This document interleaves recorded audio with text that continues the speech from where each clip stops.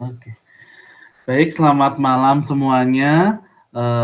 Kita berjumpa lagi walaupun secara online di mata kuliah Hukum Pidana dan Acara Pidana.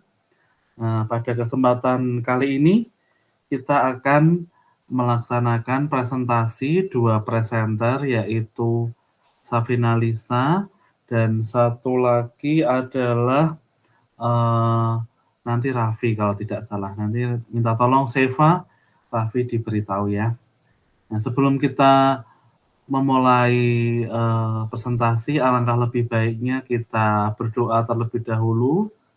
Bisa tolong Margareta pimpin dalam doa?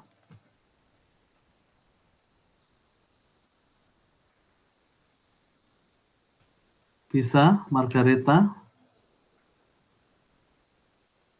Oke. Sepertinya susah sinyal. Bani bisa tolong dalam doa, Bani?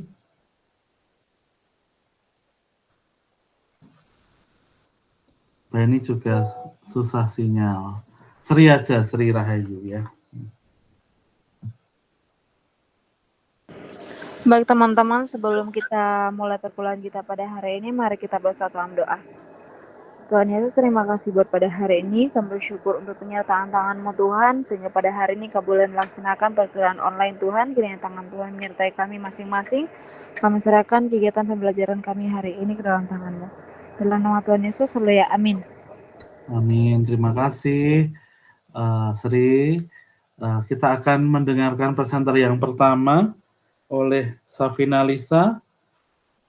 Kepada Safina Lisa Ramandani kami persilahkan. Iya, terima kasih Kak. Jadi bentar saya share screen dulu. Ya, silahkan.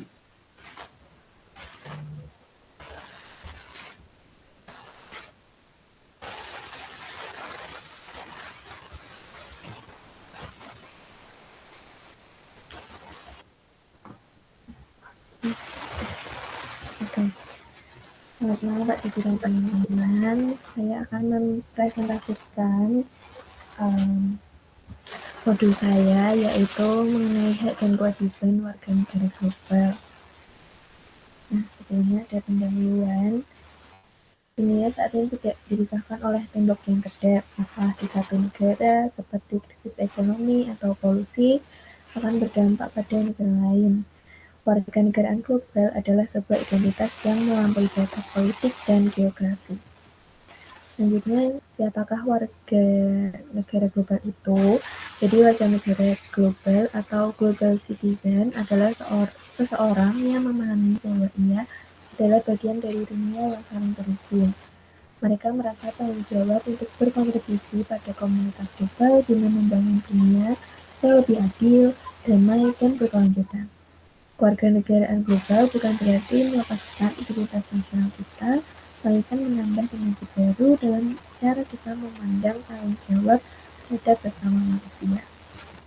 Nah, selanjutnya ini ada secara singkat. Jadi menjadi warga negara global bukan berarti menghapus kewarganegaraan nasional seperti menjadi warga negara Indonesia.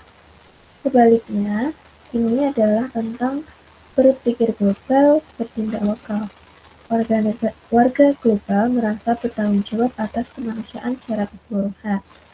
Konsep ini berakar dari pemikiran kosmopolitanis Yunani kuno atau Diogenes yang kemudian berkembang pasca Perang Dunia Kedua dengan berdirinya PBB sebagai wadah kolaborasi antar negara. Nah, ada juga landasan hukum internasional, yaitu hak-hak kita sebagai warga dunia dijamin oleh instrumen internasional, terutama oleh PBB melalui Universal Declaration of Human Rights atau UDHR, atau biasa kita sebut Deklarasi Universal Hak Asasi Manusia atau DUHAM, yang disahkan pada 1948. Deklarasi Universal Hak Asasi Manusia atau DUHAM tahun 1948 adalah kitab suci bagi warga negara global. Pasal 1 menyatakan semua orang dilahirkan merdeka dan mempunyai martabat dan hak-hak yang sama. Nah, ada juga prinsip Duham. Yang pertama itu universal, yaitu berlaku untuk siapa saja tanpa memandang ras, agama, atau kewarganegaraan. Kemudian ada prinsip kedua, yaitu inalienable atau tidak dapat dicabut atau diberikan. Dan yang terakhir, indivisible, yaitu semua hak sama pentingnya seperti hak sipil, politik, ekonomi, dan sosial. Selanjutnya kita masuk ke hak-hak warga negara global. Jadi yang pertama itu ada hak atas keamanan dan perlindungan universal, yaitu warga negara global berhak atas perlindungan dari ancaman yang melintasi batas negara. Contohnya, hak untuk bebas dari kekerasan perang, seperti setiap individu berhak menuntut perdamaian dan perlindungan dari agresi militer atau kejahatan perang. Kemudian hak mencari suaka atau right to asylum, yaitu berdasarkan pasal 14 Duham, setiap orang yang terancam nyawanya karena persekusi di negara asal berhak mencari perlindungan di negara lain. Ini adalah hak fundamental yang menjamin keselamatan manusia sebagai spesies, bukan sekedar sebagai warga negara tertentu. Kemudian perlindungan dari kejahatan manusia, yaitu hak untuk tidak disiksa, tidak diperbudak, dan tidak dihilangkan secara paksa yang ditegakkan oleh lembaga internasional seperti Mahkamah Pidana Internasional atau ICC ya, yang disebutnya seperti kalau tidak salah. Terus ada hak atas kesetaraan dan non-diskriminasi atau universal equality, di mana dalam konsep global hak ini diperluas untuk mencakup penghapusan batas-batas prasangka antar bangsa, seperti kesetaraan tanpa memandang paspor. Nah, ini maksudnya itu hak untuk diperlakukan secara bermartabat dimanapun ia berada, tanpa diskriminasi berdasarkan ras, etnis, agama, atau status kewarganegaraan. Kemudian hak kelompok minoritas, yaitu perlindungan terhadap hak budaya dan bahasa kelompok minoritas di tingkat dunia agar tidak punah oleh dominasi budaya global atau homogenisasi. Selanjutnya ada hak atas lingkungan yang sehat dan berkelanjutan, di mana ini adalah hak yang paling krusial di abad ke-21, di mana sering disebut sebagai hak generasi ketiga. Nah, contohnya itu seperti hak atas keadaan iklim. Setiap orang berhak atas udara bersih, air layak minum, dan ekosistem yang stabil. Warga di negara berkembang berhak menuntut tanggung jawab di negara-negara industri besar atas polusi yang berdampak global. Kemudian ada hak untuk generasi mendatang, yaitu hak bahwa tindakan manusia hari ini tidak boleh merampas hak hidup manusia di masa depan. Selanjutnya ada hak digital dan akses informasi, di mana di era interkoneksi, akses ke dunia digital menjadi sarana untuk memenuhi hak-hak lainnya. Yang pertama itu contohnya hak akses internet. PBB telah menyatakan bahwa memutus akses internet secara sepihak dapat dianggap sebagai pelanggaran hak asasi manusia karena menghalangi hak atas informasi dan pendidikan. Kemudian privasi global, yaitu hak untuk melindungi data pribadi dari pengawasan massal oleh korporasi global maupun pemerintah asing. Kemudian ada juga kebebasan berpendapat secara global, yaitu hak untuk menyuarakan aspirasi melalui platform digital tanpa rasa takut akan persekusi lintas negara. Nah, selanjutnya ada hak atas pendidikan kewarganegaraan global, di mana setiap individu berhak mendapatkan pendidikan yang memadai untuk memahami kompleksitas dunia. Contohnya itu literasi global, di mana hak untuk mempelajari isu-isu dunia, sejarah bangsa lain, dan cara kerja sistem internasional. Kemudian, pengembangan keterampilan abad ke-21, yaitu hak untuk diajarkan cara berpikir kritis, empati lintas budaya, dan kolaborasi internasional sejak dini. Selanjutnya ada hak atas pengembangan atau right to development, yaitu hak Hal ini menekankan bahwa kemajuan ekonomi dan sosial harus bisa dirasakan oleh semua orang di seluruh penjuru dunia. Contohnya, akses terhadap kesehatan global, seperti yang terlihat pada masa pandemi, yang warga global berhak atas akses vaksin dan obat-obatan esensial tanpa terhalang oleh paten yang bersifat monopoli atau harga yang tidak terjangkau. Kemudian, distribusi kekayaan yang adil, yaitu hak bagi warga negara miskin untuk mendapatkan peluang ekonomi yang setara dalam sistem perdagangan internasional. Nah, selanjutnya kita masuk ke kewajiban sebagai warga negara global. Yang pertama ada kewajiban moral, yaitu empati tanpa batas atau boundless empathy, di mana warga dunia wajib memiliki kesadaran bahwa penderitaan manusia di tempat lain adalah penderitaan bersama, seperti contohnya itu melawan apatis, kewajiban untuk tidak bersikap acuh tak acuh terhadap krisis kemanusiaan, genosida, atau kelaparan yang terjadi di belahan dunia. Selanjutnya, menghapus prasangka atau prejudis, secara aktif mendidik diri untuk membuang stereotip rasis, xenofobia atau ketakutan pada orang asing, dan sektrani, sektarianisme. Kemudian solidaritas lintas batas, yaitu memberikan dukungan baik melalui suara di media sosial, petisi maupun donasi kepada mereka yang hak asasinya sedang dirampas oleh rezim otoriter atau konflik. Kemudian kewajiban ekologis, yaitu stewardship terhadap bumi, di mana bumi adalah satu-satunya rumah bagi seluruh warga dunia.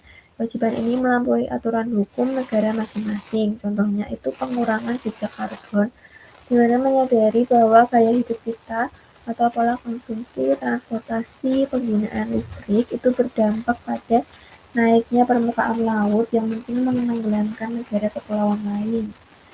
Kemudian konsumsi bertanggung jawab, yaitu kewajiban untuk memastikan bahwa barang yang kita beli tidak berasal dari praktik yang merusak ekosistem atau mempekerjakan buruh dalam kondisi tidak manusiawi. Kemudian ada prinsip berkelanjutan atau sustainability, yaitu menggunakan sumber daya alam dengan kesadaran bahwa generasi mendatang di seluruh dunia memiliki hak yang sama atas sumber daya tersebut.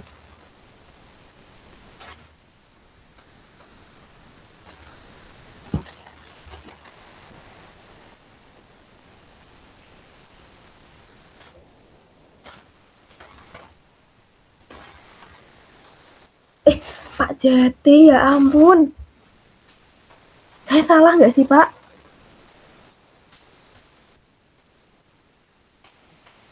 Sepertinya. Ya, wis apa-apa diterus ke. Salah, Pak. Ganti aja. Aku sebenarnya tadi pas kamu tampilkan yang pertama itu, loh, kok ini? Tapi ya wis lah. Lah iya, salah, malu. Ya wes, kalau udah sadar, ya wes, lanjut. Diganti dulu PPT-nya. Saya sebenarnya mau ingatkan, tapi ya wes kadung moco terus kabeh ya. Lanjutkan, tapi ya kalau sudah sadar ya silahkan diganti. Ya, maaf ya, Pak. Gak apa-apa, kan tambah pinter. Ya ampun. Kenapa sih harus Ini salah? latihan untuk presentasi hari Kamis. Ya ampun, Pak. Mana udah banyak. Ya apa-apa. Bentar, cari dulu. Ya, yang baru datang boleh ngisi presensi dulu di siasat sambil tak cek presensi di manual.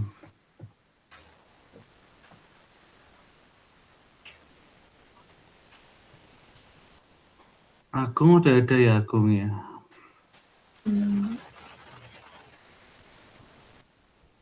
Raffi sudah ada, Raffi? Aku mau ngulang. Oke lah. Astaga.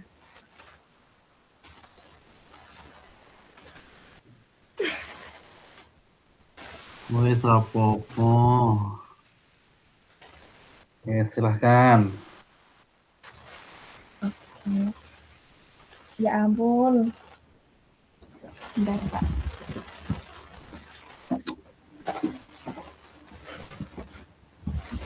Ya ampun, ini mengulang ya teman-teman. Asli ya.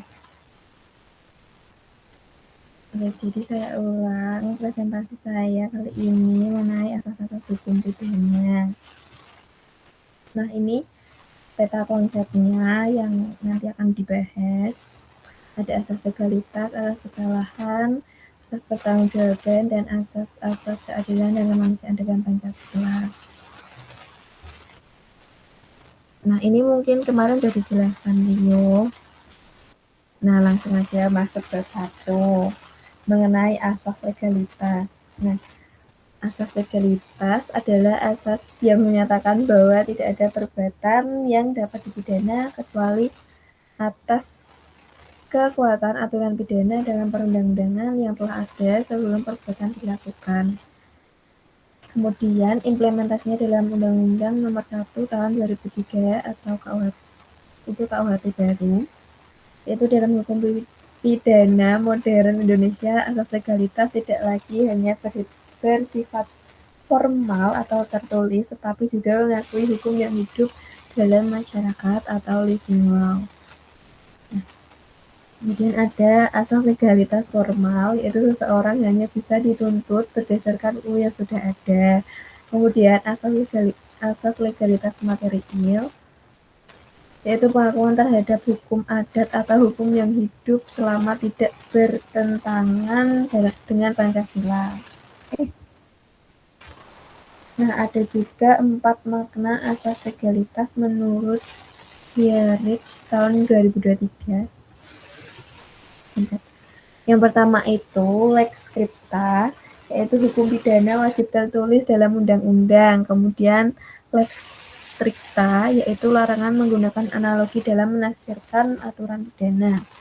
Kemudian lex previa, yaitu hukum tidak boleh berlaku surut atau non retroaktif. Terakhir itu lex certa atau aturan harus jelas dan tidak multitafsir. Nah, ada juga konsekuensi asas legalitas. Yang pertama, larangan analogi, di mana hakim dilarang memperluas aturan pidana dengan menyamakannya dengan perbuatan lain. Kemudian asas non retroaktif, yaitu hukum pidana tidak boleh berlaku surut kecuali ada perubahan undang-undang yang lebih menguntungkan terdakwa. Kemudian larangan hukum tak tertulis atau tradisional dibatasi hanya pada wilayah berlakunya hukum adat tersebut. Kemudian fungsi asas legalitas, yang pertama fungsi melindungi, yaitu melindungi rakyat dari penguasa yang sewenang-wenang. Kemudian fungsi instrumental, yaitu memberikan batasan yang jelas mengenai apa yang boleh dan tidak boleh dilakukan. Kemudian kita masuk ke asas kesalahan, yaitu dogma tiada pidana tanpa kesalahan. Asas ini dikenal dengan jargon Kinstraf-Zonersschuld atau unculpability. Artinya, meskipun seseorang melakukan perbuatan pidana, ia tidak dapat dijatuhi sanksi jika tidak memiliki kesalahan atau niat jahat atau kelalaian. Nah, bentuk-bentuk kesalahan menurut Prasetyo tahun 2022, yang pertama kesenjangan atau dolus, yaitu perilaku mengendaki dan mengetahui perbuatannya serta akibatnya. Dan juga kealpaan atau tulpa, kekurang hatian pelaku yang menyebabkan terjadinya tindak pidana. Nah, ini pembahasan singkatnya. Yang pertama itu kesenjangan atau dolus. Definisinya itu pelaku mengendaki perbuatan dan mengetahui atau menyadari akibatnya. Teorinya yang pertama itu willen, kehendak melakukan, dan yang kedua weten, yaitu pengetahuan akan keadaan dan akibat. Kemudian ini kealpaan atau culpa, yaitu kurangnya hati-hati atau kelalaian yang menyebabkan terjadinya tindak pidana. Nah, unsurnya itu yang pertama kekurangan hati-hati yang sedemikian rupa, dan yang kedua dapat diduga akibatnya atau proximus, dan yang terakhir sebenarnya dapat menghindari perbuatan tersebut. Kemudian pengecualian asas kesalahan yang pertama strict liability atau tanggung jawab mutlak, di mana dalam tindak pidana tertentu misalnya itu lingkungan hidup, pelaku dapat dipidana tanpa perlu membuktikan kesalahan. Yang kedua vicarious liability, yaitu tanggung jawab pengganti atau sering diterapkan pada korporasi. Nah, kemudian kita masuk ke asas yang ketiga, yaitu asas pertanggungjawaban pidana. Pertanggungjawaban pidana adalah diteruskannya celaan yang objektif atau terhadap perbuatan kepada subjek yang subjektif atau pelaku. Syarat pertanggungjawaban pidana menurut Mulyanto dan Heritage, seseorang dapat diminta pertanggungjawaban jika mampu bertanggung jawab atau secara mental atau kejiwaan, kemudian memiliki hubungan batin dengan perbuatannya atau kesalahan, dan tidak ada alasan pemaaf seperti daya paksa atau gangguan jiwa. Nah, pembaruan dalam Undang-Undang Nomor 20 Tahun 2025 atau KUHP baru, dalam Undang-Undang Nomor 20 Tahun 2025 ditekankan bahwa proses penegakan hukum harus menjamin hak tersangka dan terdakwa melalui sistem peradilan pidana terpadu.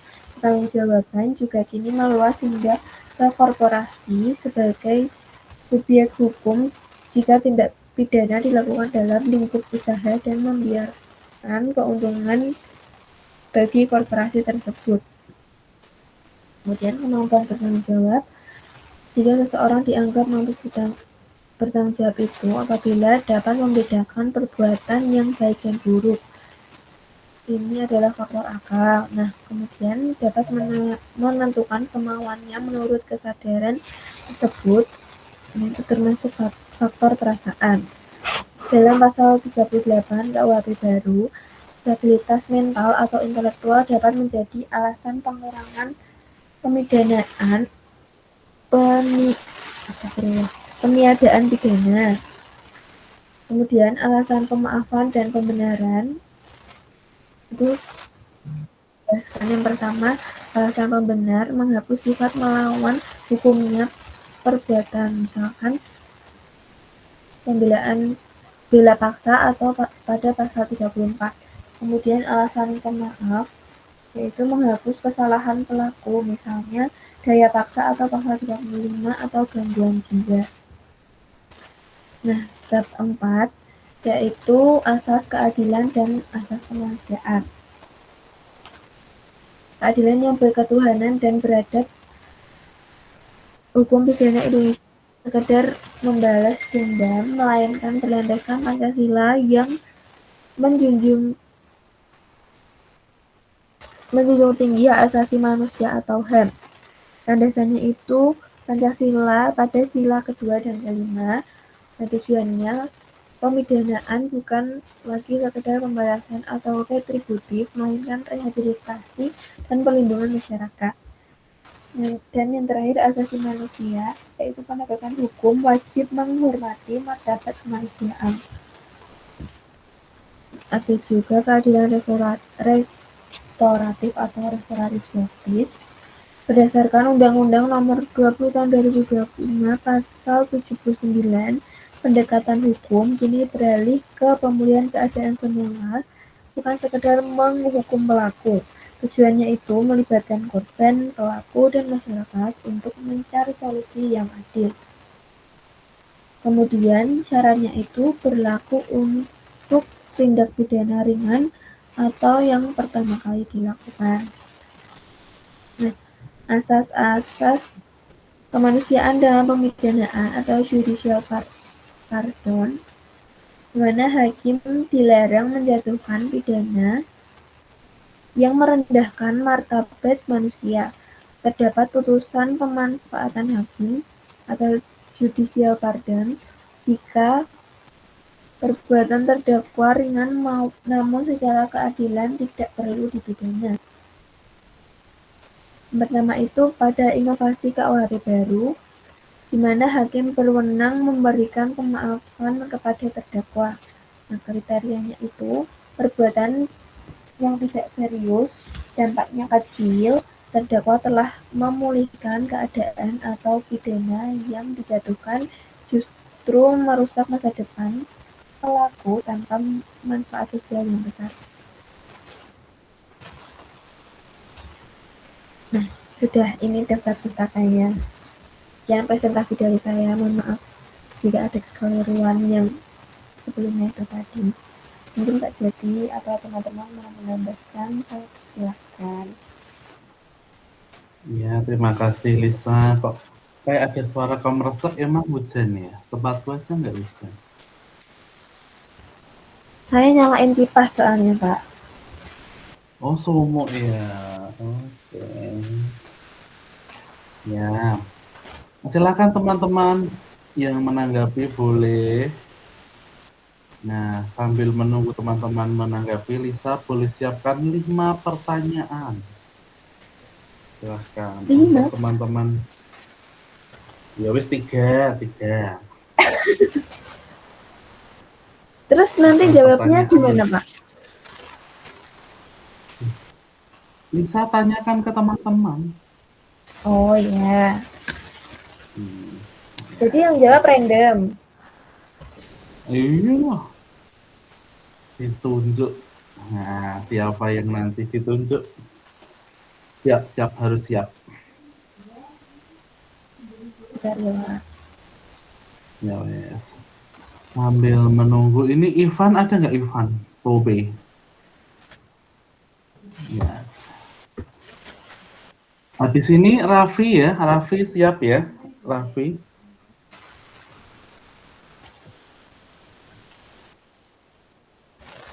Di mana Raffi? Ada orangnya nggak?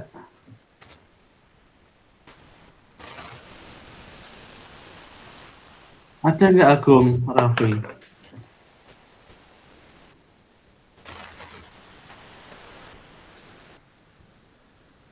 Suaranya belum terdengar.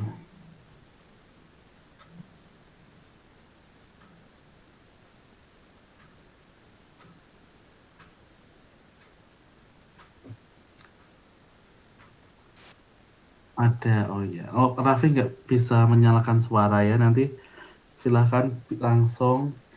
Oh, lagi mandi. Ya ampun, lagi mandi. Ya wes, rapopo. Terus untuk minggu depan, siap ya, siap untuk presentasi. Oh, ini Agung lagi makan. Presentasi Ivan, tapi Ivan kalau hari ini nggak masuk, berarti Latifah sama Ramandani ya? Iya, Pak. Rini ya? Rini Ada, sama lagi Ramandani makan. ada? Oh, alah, ya wes. Makan sama apa tuh? Ya ampun, mie lagi. Siap ya minggu depan Ramandani ya? Ya wes. Online berarti. Lisa udah dapat pertanyaannya? Iya, online hari Senin. Belum, Pak.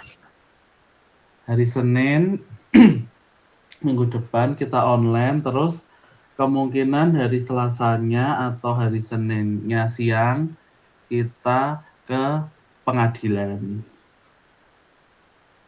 Kalau jadi.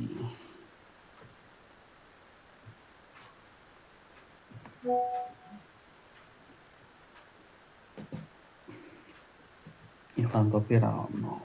Oke.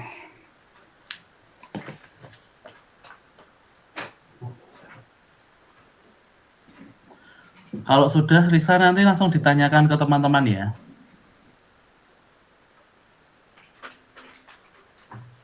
Iya Pak, bentar Pak. Ya ampun mendadak Pak, jadi ini nggak nyium dari tadi. Ya, Pak.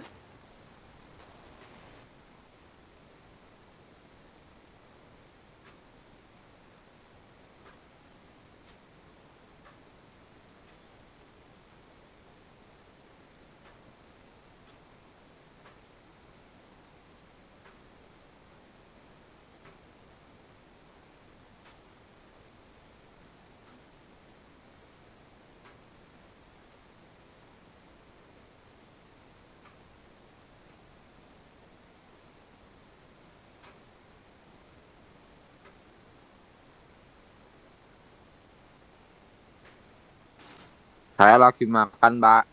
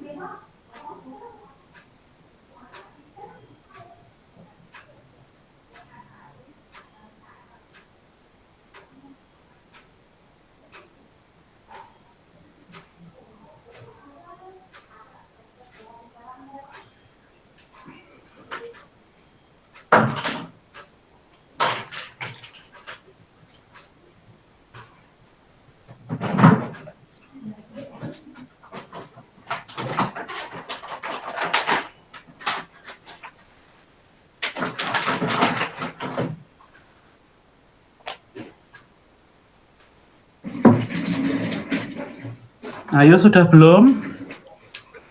Kok swimen?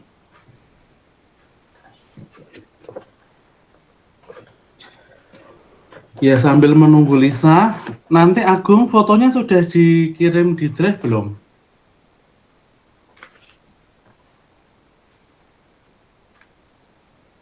Halo Agung. Masih ada di sini toh. Lagi makan kali ya. Nanti fotonya harus dikirim di drive karena akan dibuat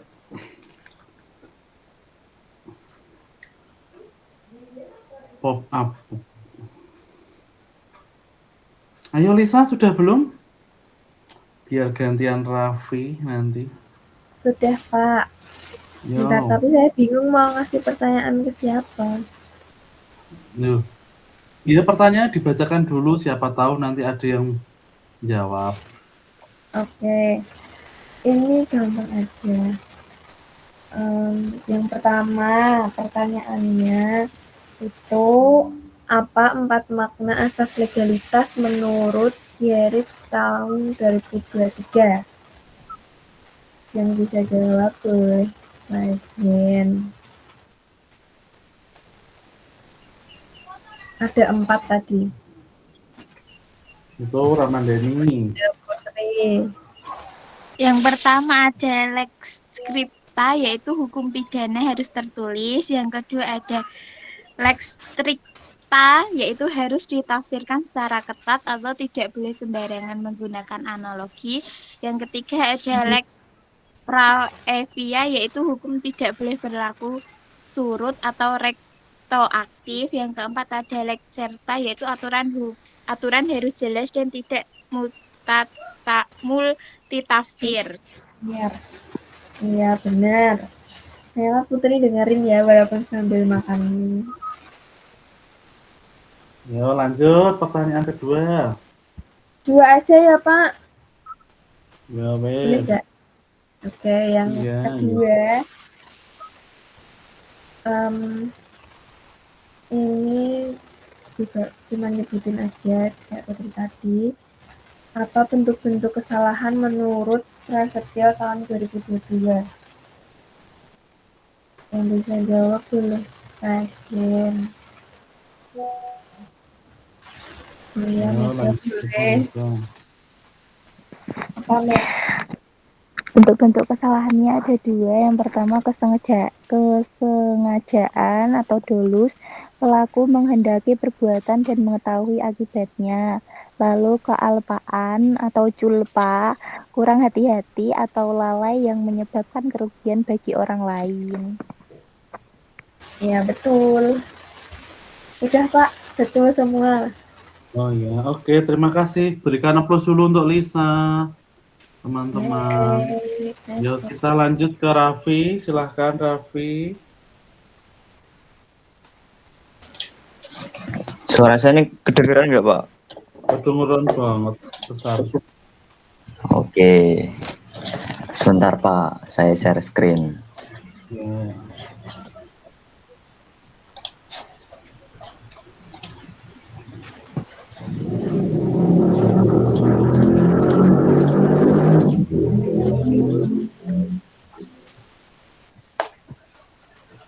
Kelihatan nggak, teman-teman? Kelihatan.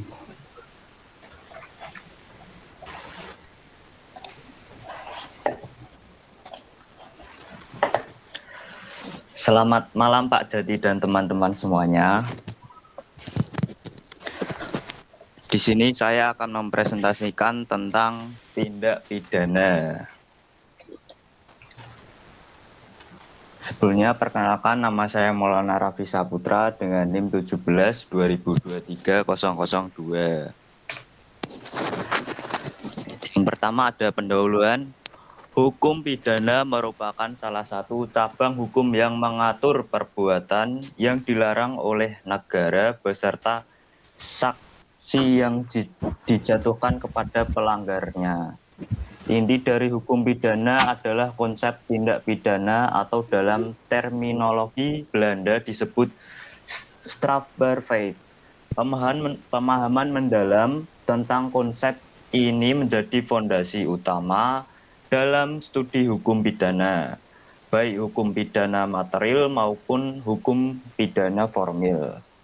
Modul ini secara sistematis membahas 3 topik utama. Yang pertama, pengertian dan unsur tindak pidana. Kedua, perbuatan pidana dan pertanggungjawaban pidana. Dan ketiga, percobaan pernyataan serta pengulangan tindak pidana.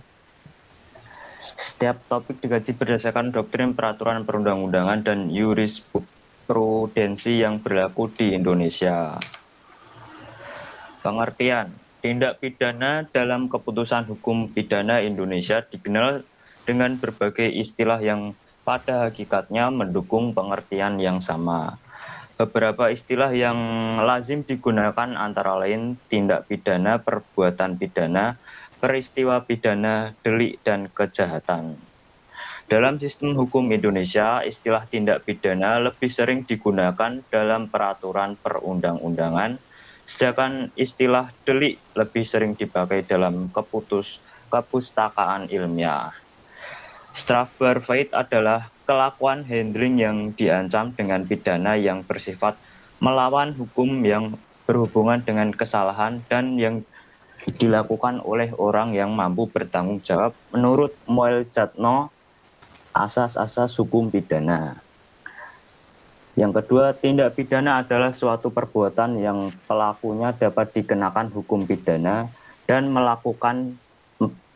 pelakunya dapat dikatakan sebagai subjek tindak pidana menurut Van Hemel. Yang ketiga, peristiwa pidana adalah suatu perbuatan atau rangkaian perbuatan manusia yang bertentangan dengan undang-undang atau peraturan perundang-undangan lainnya terhadap mana diadakan tindakan penghukuman menurut Wirjono Projodikoro. Selanjutnya ada unsur-unsur tindak pidana. Yang pertama itu ada aliran monistis dan dualisme. Aliran monistis memandang tindak pidana mencakup semua unsur, baik objektif perbuatan sifat melawan hukum maupun subjektif kesalahan pertanggungjawaban pidana tidak dipisahkan dari tindak pidana. Yang kedua, aliran dualisme memisahkan secara tegas antara tindak pidana perbuatan dan pertanggungjawaban pidana kesalahan. Tindak pidana hanya mencakup unsur-unsur objektif. Yang kedua ada unsur-unsur objektif perbuatan manusia. Tindak pidana harus berupa perbuatan manusia, baik berupa perbuatan aktif maupun perbuatan pasif omisi. Perbuatan yang dimaksud harus merupakan perbuatan nyata, bukan sekedar niat atau angan-angan.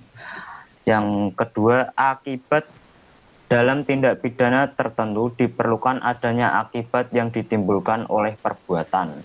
Tindak pidana mensyaratkan adanya akibat disebut tindak pidana material, sedangkan yang tidak mensyaratkan akibat disebut tindak pidana formil. Keadaan-keadaan merupakan keadaan yang menyertai perbuatan, baik yang memberatkan maupun yang meringankan. Keadaan ini dapat berupa waktu, tempat, cara perbuatan dilakukan, kualitas subjek pelaku atau kualitas korban. Sifat melawan hukum, perbuatan yang dilakukan harus bersifat melawan hukum, artinya bertentangan dengan hukum yang berlaku. Sifat melawan hukum dapat bersifat formal, bertentangan dengan undang-undang, maupun material, bertentangan dengan rasa keadilan. Yang ketiga ada unsur-unsur subjektif. Kesenjangan. Kesenjangan berarti pelaku menghendaki dan mengetahui akibat dari perbuatannya. Dalam doktrin hukum pidana dikenal 3 bentuk kesenjangan. A. Kesenjangan sebagai tujuan, B. Kesenjangan dengan kepastian, dan C. Kesenjangan dengan kemungkinan, dolus eventualis. Kealpaan atau kelalaian.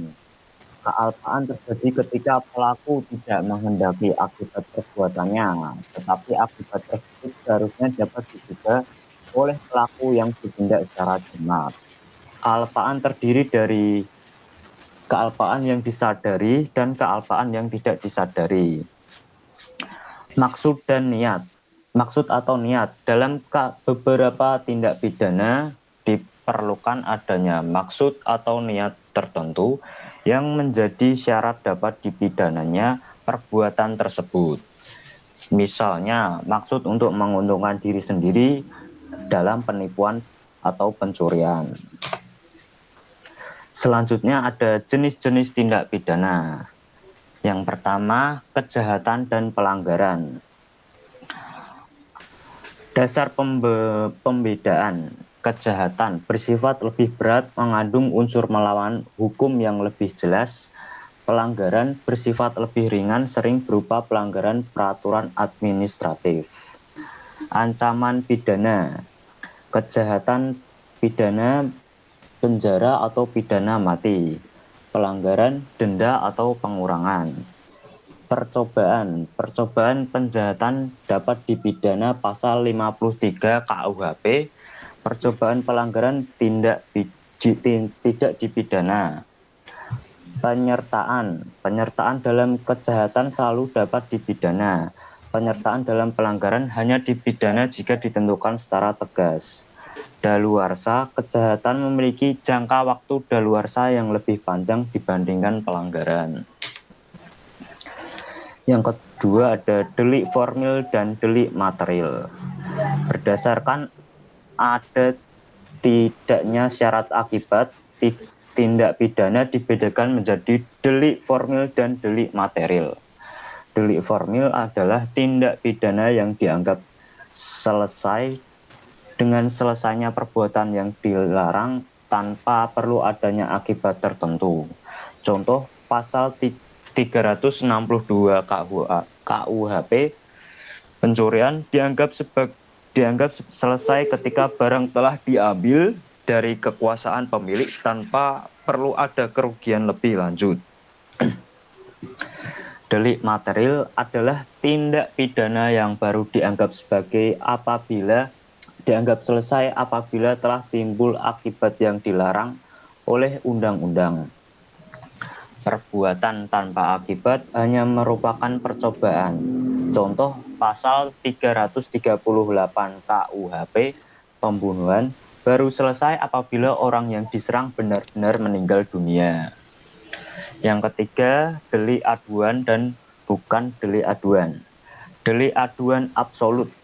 Tindak pidana dalam hukum semua keadaan hanya dapat ditentukan berdasarkan aduan. Contoh pasal 310 sampai 321 KUHP penghinaan. Pasal 284 KUHP perzinaan. Delik aduan relatif. Tindak pidana yang pada umumnya bukan delik aduan tetapi dalam kondisi tertentu menjadi delik aduan karena adanya hubungan khusus antara pelaku dan korban. Pasal 367 KUHP pencurian dalam keluarga. Yang keempat, delik omisionis dan peromisionisme. Berdasarkan cara melakukannya, tindak pidana dapat dibedakan menjadi yang pertama, delik komisionis, yaitu tindak pidana yang dilakukan dengan perbuatan aktif seperti pencurian, pembunuhan, atau penipuan. Yang kedua, delik omisionis, yaitu tindak pidana yang dilakukan dengan tidak berbuat atau lalai berbuat sesuatu yang diwajibkan oleh undang-undang, seperti pasal 531 KUHP, tidak memberikan pertolongan. Dan ketiga, delik komisionis komisa, yaitu tindak pidana pada umumnya dilakukan secara aktif tetapi dalam keadaan tertentu dapat pula dilakukan dengan cara tidak berbuat. Perbuatan pidana. Yang pertama, konsep perbuatan pidana dalam aliran dualisme yang dianut oleh sebagai besar ahli hukum pidana Indonesia, khususnya Moel Jatno, perbuatan pidana kriminal actus reus dipisahkan secara tegas dari pertanggungjawaban pidana. Perbuatan pidana adalah perbuatan yang oleh undang-undang dilarang dan diancam dengan pidana. Konsepsi ini mengandung makna bahwa untuk dapat menyatakan seorang telah melakukan perbuatan pidana, cukup apabila orang tersebut telah melakukan perbuatan yang dilarang dan tidak ada alasan pembenar. Tidak perlu dibuktikan apakah orang tersebut dapat mempertanggungjawabkan perbuatannya karena hal itu merupakan persoalan pertanggungjawaban pidana yang terpisah. Yang kedua, ada syarat-syarat perbuatan pidana. Suatu perbuatan dapat dikategorikan sebagai perbuatan pidana apabila memenuhi syarat-syarat sebagai berikut. Yang pertama, adanya perbuatan manusia yang nyata, baik berupa perbuatan aktif maupun pasif. Yang kedua, perbuatan tersebut sesuai dengan rumusan delik dalam undang-undang. Artinya, perbuatan memenuhi semua unsur yang dirumuskan dalam pasal undang-undang yang bersangkutan. Yang ketiga, perbuatan tersebut bersifat melawan hukum, baik melawan hukum formal maupun material. Yang keempat, tidak terdapat alasan pembenar yang menghapuskan sifat melawan hukumnya perbuatan. Yang pertama, pengertian pertanggungjawaban pidana. Sifat melawan hukum formal. Suatu perbuatan dianggap bersifat melawan hukum apabila perbuatan tersebut bertentangan dengan ketentuan hukum positif undang-undang, artinya tanpa adanya larangan eksplisit dalam undang-undang, suatu perbuatan tidak dapat dianggap melawan hukum meskipun secara nyata merugikan masyarakat. Sifat melawan hukum material. Suatu perbuatan dianggap sebagai bersifat melawan hukum tidak hanya karena bertentangan dengan undang-undang, tetapi juga karena perbuatan tersebut bertentangan dengan norma-norma yang hidup dalam masyarakat. Rasa keadilan atau kepatutan sosial. Konsep ini membuka kemungkinan suatu perbuatan yang secara formal tidak dilarang tetap dapat dianggap melawan hukum. Pertanggungjawaban pidana. Pertanggungjawaban pidana adalah konsekuensi hukum yang harus ditanggung oleh pelaku perbuatan pidana atas perbuatan yang telah dilakukannya. Dalam konteks aliran dualistis, pertanggungjawaban pidana merupakan unsur yang dipisah dari perbuatan pidana. Seorang dapat dimintai pertanggungjawaban pidana apabila pertama, orang tersebut telah melakukan perbuatan pidana, kedua, orang tersebut mempunyai kemampuan bertanggung jawab, dan ketiga, terdapat hubungan batin antara pelaku dan perbuatan yang dilakukannya yang dapat berupa kesenjangan, dolus, atau kealpaan culpa. Yang kedua, kemampuan bertanggung jawab. Kemampuan bertanggung jawab merupakan kondisi batin yang diperlukan agar seseorang dapat dimintai pertanggungjawaban pidana. Pasal 44 KUHP dan Pasal 38 UU Nomor 1 tahun 2023 menetapkan bahwa seorang tidak dapat dipertanggungjawabkan apabila perbuatannya tidak dapat dipertanggungjawabkan kepadanya karena jiwanya cacat dalam pertumbuhan, misalnya mengalami keterbelakangan mental bawaan. Yang kedua, jiwanya terganggu karena penyakit, misalnya mengalami gangguan jiwa. Catatan, apabila hakim berpendapat terdakwa tidak mampu bertanggung jawab, hakim dapat menjatuhkan putusan bebas dari pidana sambil memerintahkan terdakwa dimasukkan ke rumah sakit jiwa. Hal ini berbeda dari putusan bebas yang dijatuhkan apabila perbuatan pidana tidak terbukti. Yang ketiga, kesengajaan. Kesengajaan adalah bentuk kesalahan yang paling berat. Terdapat 3 corak kesengajaan yang diakui dalam doktrin hukum pidana. Yang pertama, kesengajaan sebagai tujuan. Pelaku memang menghendaki terwujudnya akibat dari perbuatannya. Ini merupakan bentuk kesengajaan yang paling murni dan berat. Kesengajaan dengan kepastian. Pelaku mengetahui dengan pasti bahwa akibat lain akan timbul sebagai akibat sampingan yang tidak dapat dihindari dari tindakannya, meskipun akibat tersebut bukan yang dituju. Kesengajaan dengan kemungkinan. Pelaku menyadari kemungkinan terjadinya akibat tertentu dari perbuatan dan menerima kemungkinan tersebut meski tidak menghendakinya. Ini merupakan bentuk kesengajaan yang paling ringan dan kerap menjadi perdebatan dengan kelalaian.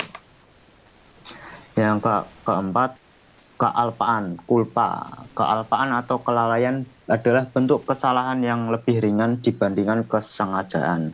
Seorang dapat dinyatakan lalai apabila yang pertama, ia kurang berhati-hati atau kurang waspada dalam bertindak. Yang kedua, ia dapat memperkirakan bahwa perbuatan akan menimbulkan akibat yang merugikan. Dan ketiga, ia tidak menghendaki akibat tersebut. Jenis kealpaan dibagi menjadi 2. Yang pertama ada kealpaan disadari. Pelaku menyadari kemungkinan terjadinya akibat yang dilarang, tetapi meyakini bahwa akibat tersebut tidak akan terjadi karena kepandaian atau keahliannya. Ini merupakan bentuk kealpaan yang lebih berat. Yang kedua, kealpaan tidak disadari. Pelaku tidak menyadari kemungkinan terjadinya akibat yang dilarang, padahal seharusnya ia dapat memperkirakan kemungkinan tersebut. Ini merupakan bentuk kealpaan yang lebih ringan. Selanjutnya, percobaan. Yang pengertian dari percobaan atau pogging adalah upaya untuk melakukan tindak pidana yang tidak selesai karena di luar kehendak si pelaku. Percobaan tindak pidana merupakan suatu bentuk tindak pidana yang tidak sempurna. Artinya pelaku telah memulai pelaksanaan tindak pidana tetapi tindak pidana tersebut tidak selesai.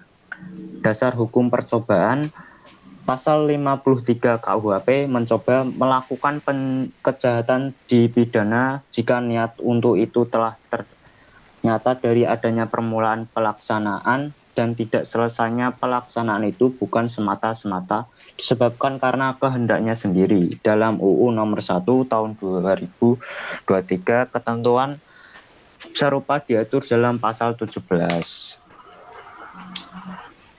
Selanjutnya penutup dan rangkuman. Yang pertama, pengertian dan unsur tindak pidana. Tindak pidana atau strafverbaal merupakan perbuatan yang dilarang oleh undang-undang dan diancam dengan sanksi pidana. Para ahli memberikan definisi yang beragam, namun secara garis besar terdapat kesepakatan bahwa tindak pidana mengandung unsur objektif, perbuatan, akibat, sifat melawan hukum, dan unsur subjektif kesengajaan atau kealpaan. Perbedaan aliran monetis dan dualitis berpengaruh pada cara pandang terhadap hubungan antara tindak pidana dan pertanggungjawaban pidana. Yang kedua, perbuatan pidana dan pertanggungjawaban pidana. Dalam aliran dualitis, perbuatan pidana dipisahkan dari pertanggungjawaban pidana.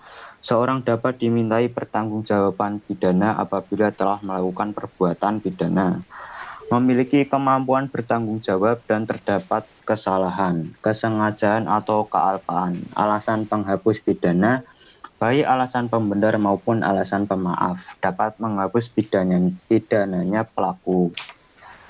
Yang ketiga, percobaan, penyertaan, dan pengulangan tindak pidana. Percobaan merupakan tindak pidana tidak selesai yang dapat dipidana apabila memenuhi 3 syarat: adanya niat, permulaan pelaksanaan, dan tidak selesainya perbuatan bukan karena kehendak pelaku sendiri. Penyertaan mengatur keikutsertaan beberapa orang dalam suatu tindak pidana dengan bentuk-bentuk yang berbeda, mulai dari pelaku, penyuruh, peserta, dan penganjur, hingga pembantu. Pengulangan merupakan keadaan yang memberatkan yang terjadi apabila seorang melakukan tindak pidana baru selesai setelah sebelumnya pernah dipidana.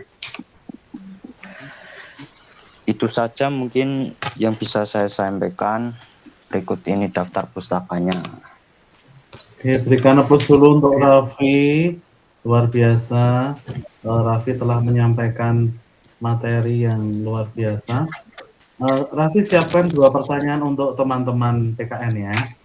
Nah, teman-teman yang kuliah hukum pidana, ya hukum pidana, untuk minggu depan itu 2 orang lagi tadi sudah disampaikan. Ada Ivan sudah masuk ya, Ivan Tobe sudah masuk, lalu Rini dan Putri. Jadi mungkin 3 kalau bisa 3 kelompok. Nah, terus untuk hari Kamis yang mata kuliah kewarganegaraan global kita akan mulai pukul 9 begitu. Nah, nanti dilanjutkan pukul 10 yang micro teaching oleh kelas saya. Gitu. Jadi hari Kamis pukul 9 ya. Di ruangnya seperti yang lalu di PPG lantai 2. Silakan Raffi, 2 pertanyaan. Bentar Pak, saya buat dulu Pak. Oh ya wes. Ini karena ada mata kuliah lain yang sudah masuk, jadi nanti pertanyaannya ditulis di grup aja ya Raffi ya. Nanti ya, Pak, teman-teman yang bisa menjawab bisa untuk langsung menulis jawabannya. Begitu untuk yang kelas hukum pidana dan acara pidana. Ada pertanyaan dulu? Ya, saya rasa tidak. Kita berjumpa lagi. Cukup. Ya, cukup. Kita berjumpa lagi hari Kamis. Tio udah pulang ya? Sudah. Yang dari ya lagi di Malang. Paling ya di Malang ya, mata. Wah, ya. Iya gitu ya. Kamu tidur di mana itu? Pasnya temen kok, Pak. Oh ya. Oke, yang kuliah hukum pidana mungkin cukup sekian. Boleh meninggalkan meeting. Selamat malam, Tuhan berkati semuanya. Pak Jati. Ya, Tuhan memberkati. senang Tio. Terima kasih Pak Jati. Iya, Anggoro kayak turu gitu. Enak banget ya.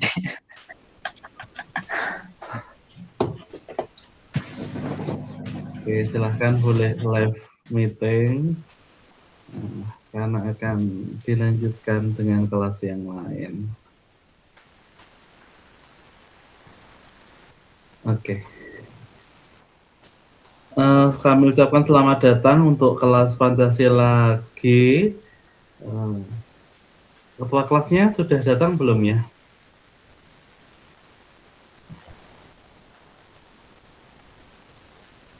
Oke, mungkin belum.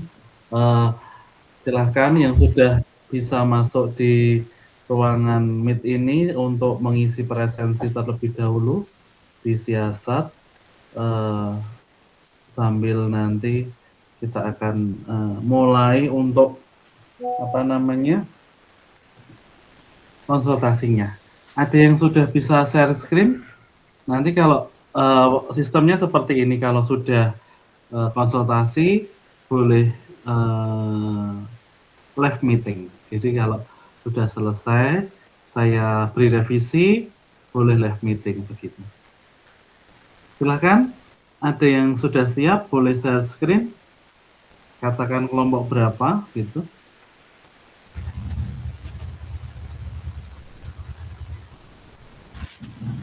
Ya boleh, Michael. Sebentar Pak, disiapkan dulu Pak. Ya, silakan. Michael dari kelompok berapa?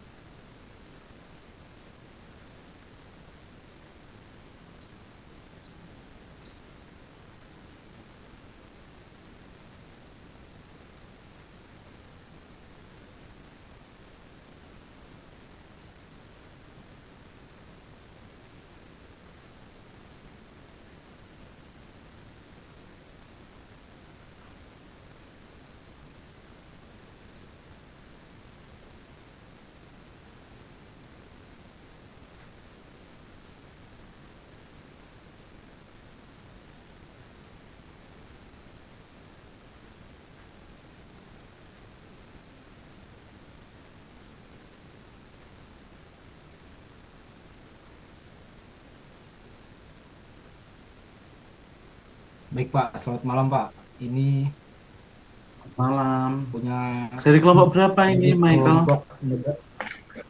Dari kelompok negara Ya? berdasarkan kerakyatan Pak. Iya, kelompok berapa itu? Kelompok 4 Pak, kalau nggak salah. Oh, hah? Kelompok 4? Betul? Bentar Pak, saya tanya teman saya dulu Pak. Iya. Lupa saya Pak, kelompok berapa? Oh iya. Kelompoknya datang nggak ini? Nggak ada kayaknya Pak. Waduh. Nanti nilainya di PDW ya. Oh, kita dari kelompok 7, Pak. Oh, kelompok 7 silahkan. Wes langsung. Jadi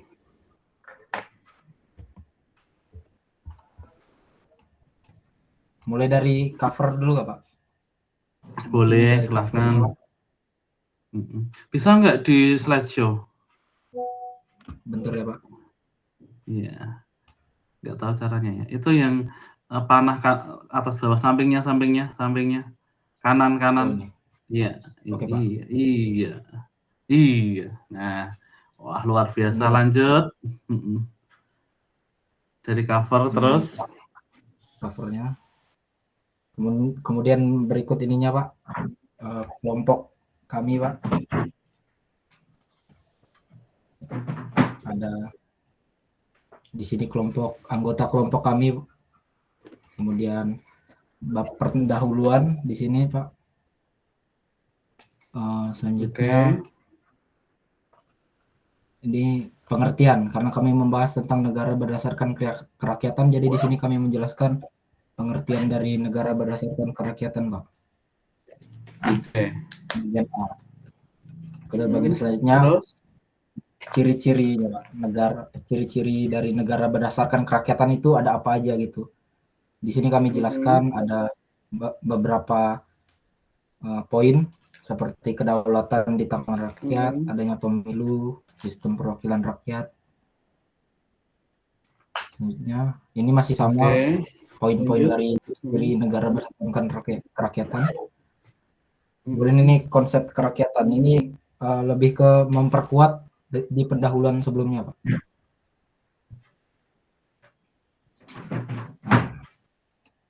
Kemudian di bagian D, demokrasi dalam Pancasila. Jadi di sini menjelaskan bahwa negara kerakyatan itu berkaitan dengan demokrasi. Karena negara kita ideologi dasarnya itu Pancasila, jadi di sini dikaitkan dengan Pancasila, Pak. Oke, mantap. Lanjut. Nah, ini menjelaskan dari Pancasila tadi, Pak. Seperti di sila keempat ada pembahasan tentang demokrasi itu.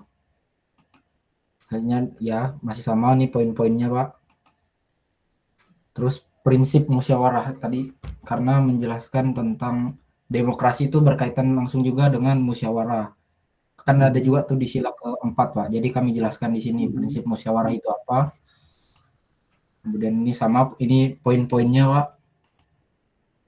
Dan ini implementasinya. Jadi penerapannya dalam kehidupan kesehari-harian itu ada apa aja negara berdasarkan kerakyatan itu. Jadi ini beberapa poin-poinnya Pak. Oke. Ya, mantapnya. Itu yang terutama di bagian contoh, tolong nanti dibuat ada gambarnya ya. Oh iya Pak. Oke, selanjutnya lanjut. Ya ini masih Pak, bagian implementasi. Kemudian ini tantangan. Jadi tantangan dari negara berdasarkan kerakyatan itu ada apa aja. Dia tantangan-tantangannya Pak. Nah, berikut daftar pustakanya Pak. Ya, jadi secara keseluruhan kelompok 7 sudah luar biasa membuat kelompok 8 Pak. Oh, kelompok 8, 7 8. Kelompok 7, kami kelompok 8. Oh, 7 Pak, 7 Pak. Oh ya, kelompok 7. Ya, jadi sudah luar biasa, nanti tinggal ditambah pertanyaan dari kelompok untuk teman-teman ya, sama atau kuis.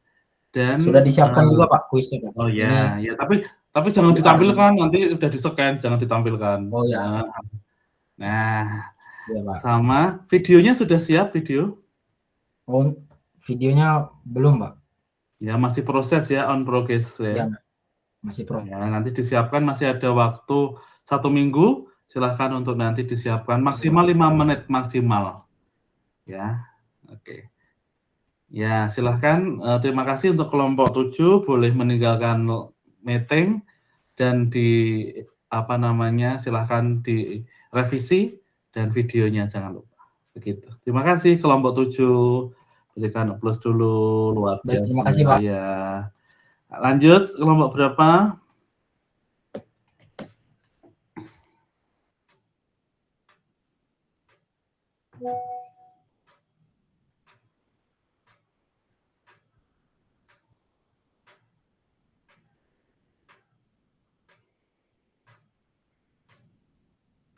Silakan, Fatan. Bentar ya Pak, lagi disiapkan Pak. Iya, ya. Piye cu anjir. Astagfirullah. Piye.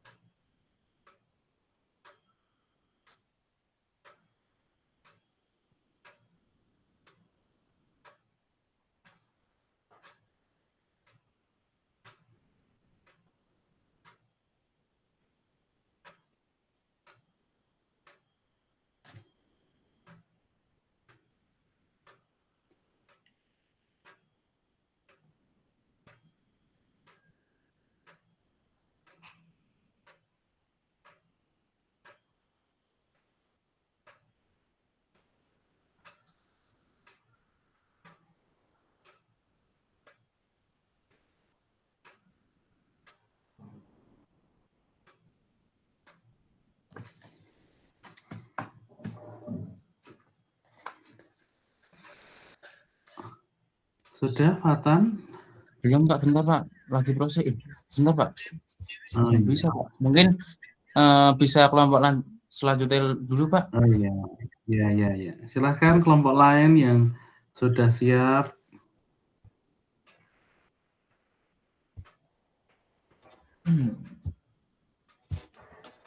Tinggi tai, cara dulu ya.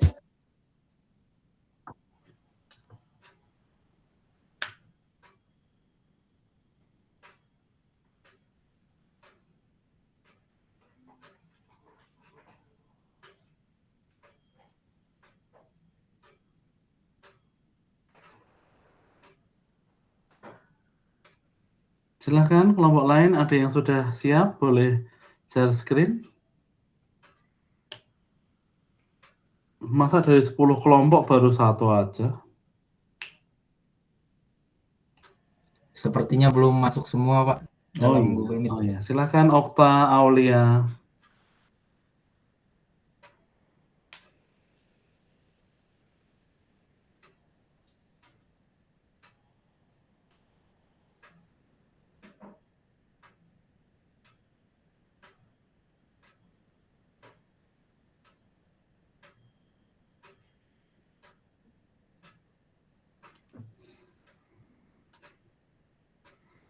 Oke, Okta Aulia dari kelompok berapa? Kelompok 9, Pak. Oke, Kelompok 9 silakan. Pak. Ya, silakan. Oh, kelompoknya Fatan, Mbak. Oh iya. Iya. Iya, Pak. Ya, silakan yang mau jelaskan siapa?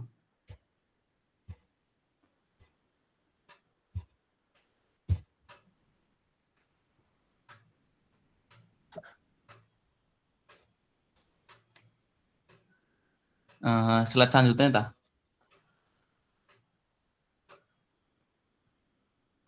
Bentar. Kok gak bisa ya? Itu wis.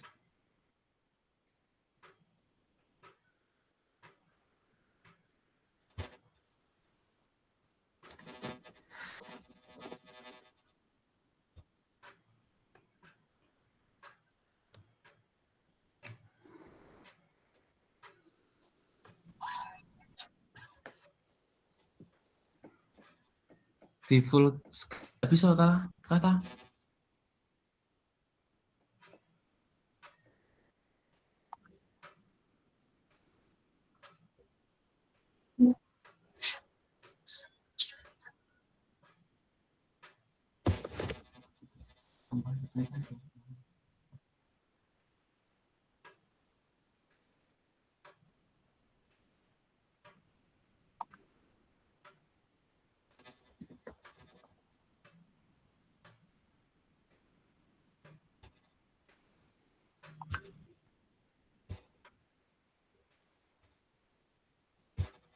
Nah, halo.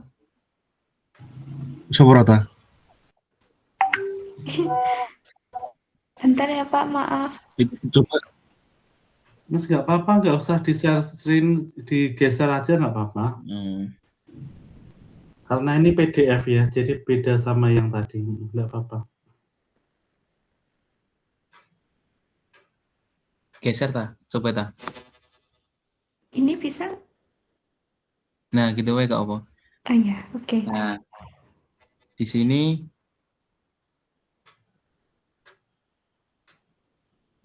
dari pendahuluan lah. Di sini kami apa namanya? Coba ta. Bentar.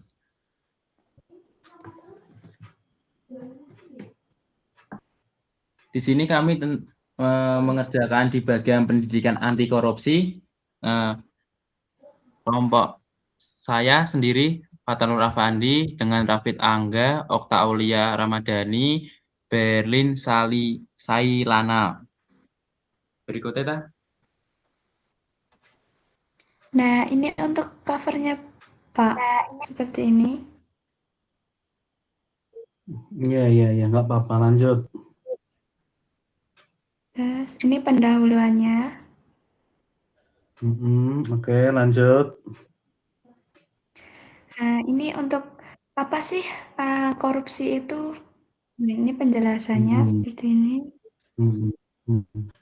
Selanjutnya Terus, dampak dari korupsi itu Korupsi seperti ini. ada poin-poin 5. Terus, Juga ada jenis-jenis korupsi juga, Pak. Ada 3 juga. terus, Terus Selanjutnya ini ada hubungan hubungan korupsi. korupsi dengan Pancasila dari sila ke-1 sampai sila ke-5. terus lanjut.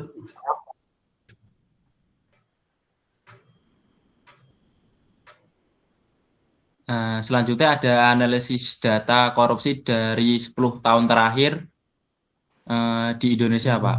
Ini saya mengambil datanya dari sumber Komisi Pemberantasan Korupsi atau KPK. Oke. Berikutnya ada contoh berita yang cukup besar di Indonesia, berita besar korupsi. Ada saya mengambil 2 contoh, Pak. Terus,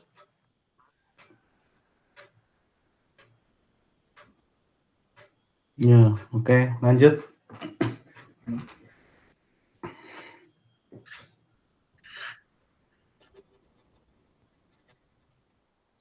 Selanjutnya ada penyebab terjadinya korupsi. Ada 2 juga. Selanjutnya ada nilai-nilai anti korupsi. Jadi selanjutnya juga ada peran mahasiswa untuk memberantas korupsi ini, Pak. Oke, lanjut. Juga ada peran masyarakat. Yang terakhir daftar pustaka. Oke. Kuisnya sudah dibuat? Ya, baru Sudah, proses Bapak. ya nanti ditambahkan. Ya, secara keseluruhan untuk kelompok ini sudah luar biasa. Tadi saya ingin menambahkan saja untuk yang di bagian pengertian, itu jangan hanya satu pendapat. Kalau bisa ada 3 pendapat, lalu di bagian akhir Anda simpulkan, begitu. Jadi tidak hanya satu pendapat, tetapi mungkin 3 pendapat, lalu ada satu pendapat atau kesimpulan dari 3 pendapat itu. Ya, gitu aja sih. Izin bertanya, Pak. Berarti itu mencari dari beberapa sumber terus dijadikan satu atau gimana, Pak? Iya, jadi di bagian pengertian itu mungkin Anda mencari dari 3 tokoh yang berbicara tentang korupsi itu apa pengertiannya. Lalu dari kelompok itu silahkan punya pendapat sendiri atau menggabungkan dari 3 pendapat itu. Paham? Baik, terima kasih, Pak. paham, Pak. Terima kasih, Pak. Ya, gitu aja. Videonya juga baru proses ya atau sudah jadi? Paham, Pak. Baru proses, Pak. Terima kasih ya, Pak. Udah. Oke, luar biasa. Berikan applause dulu untuk kelompok 9.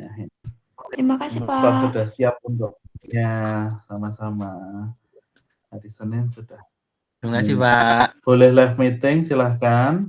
Kita lanjut ke kelompok yang lain. Boleh. Silahkan, siapa yang mau presentasi lagi? Thomas, silahkan.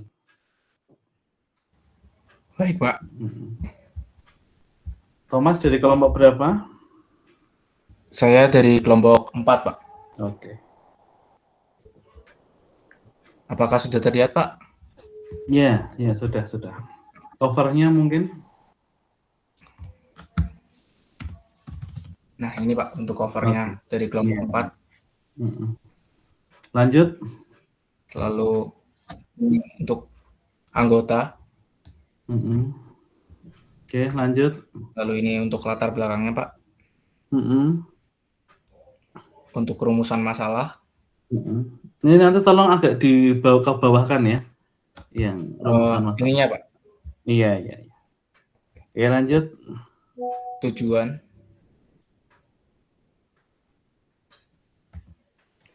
Lalu ada pengertian bullying. Oke. Kemudian ada landasan konstitusional, ada jenis-jenis bullying,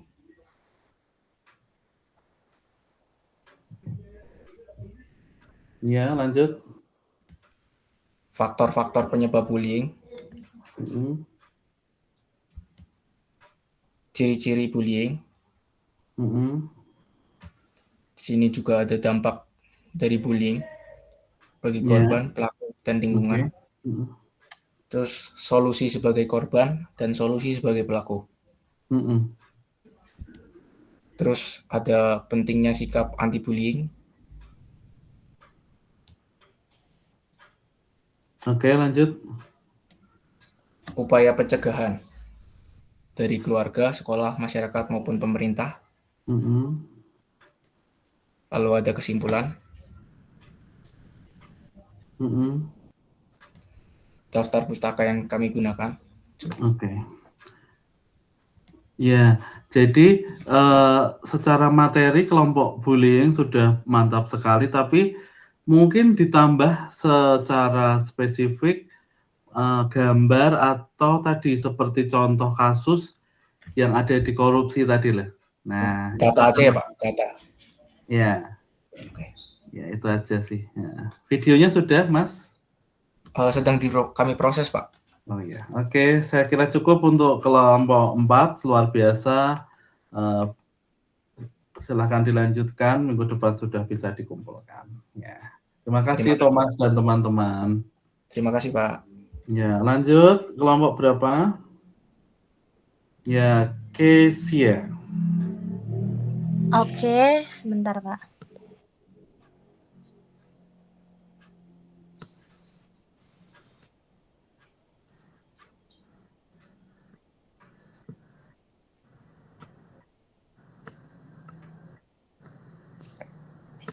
Piye to iki?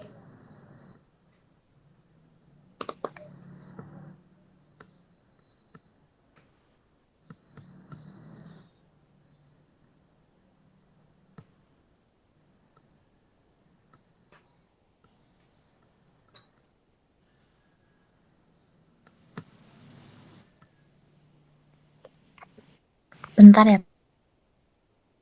Iya ya.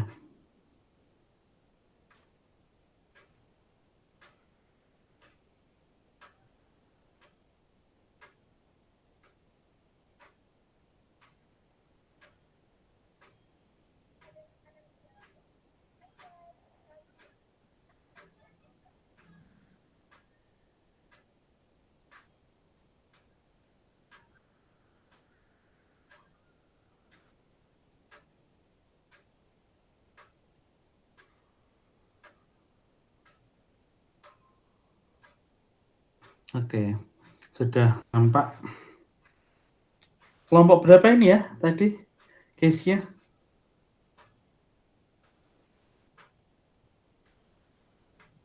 Ini kelompok 1. Oh iya. Nah, untuk slide yang Silahkan. pertama ini ada modul pembelajaran.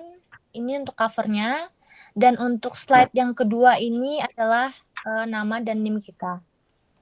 Slide ketiga kita pakai kata pengantar. Kita juga tidak tahu ini perlu dimasukin apa tidak. Dan jika memang tidak perlu dimasukin nanti akan kita ganti dengan yang lain. Untuk slide selanjutnya ini adalah pendahuluannya dari materi kita. Oke, lanjut. Terus konsep negara berketuhanan yang Maha Esa itu bagaimana, kita kasih poinnya di sini. Dan sejarah perumusannya itu, terus ada landasan konstitusional. Selanjutnya itu ada implementasi dalam aturan hukum dan implementasi peran negara dalam kehidupan beragama. Kita pakai tiga peran utama itu sebagai fasilitator, regulator, dan protektor. Selanjutnya itu implementasi toleransi dan tantangan intoleransi dalam masyarakat. Slide selanjutnya itu contoh toleransi di Kota Salatiga. Kita pakainya Kota Salatiga karena Kota Salatiga itu adalah kota toleransi nomor 1 di Indonesia.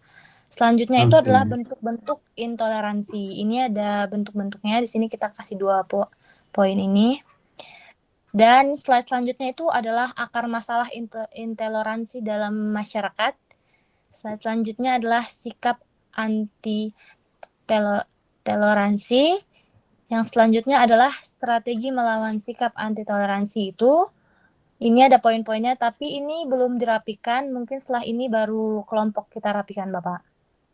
Oke. Terus peran strategis berbagai pihak dalam menjaga toleransi. Ini ada beberapa peran keluarga, peran tokoh agama dan masyarakat, dan sebagainya. Terus ini slide selanjutnya kesimpulannya, dan ini daftar pustaka yang kita ambil. Ini untuk sesi pertanyaan dan kuisnya belum kita buat, tapi kita sudah ada ide, cuman belum kita omongin lagi dengan teman-teman yang lainnya. Oke, sudah itu saja. Ya, saya tetapi mohon diperhatikan dari kelompok tadi untuk kata pengantar, silahkan boleh ditampilkan, boleh atau tidak juga nggak apa-apa. Tetapi semua slide tolong diperhatikan antara background dengan tulisannya. Apakah nanti tulisannya itu akan terlihat, kalau background sudah gelap, tulisannya jangan gelap. Ya, supaya nanti teman-teman bisa membaca dengan baik. Begitu saja. Cukup luar biasa, kita berikan applause dulu untuk kelompok 1. Oke, baik Bapak. Ya, terima kasih Keisha. Bisa lanjut? Ya, silahkan kelompok berapa lagi yang mau maju, yang lain kelompok 1 boleh live meeting ya kalau sudah selesai. Silahkan, bentar, siapa ini? Useless, Chris, silahkan.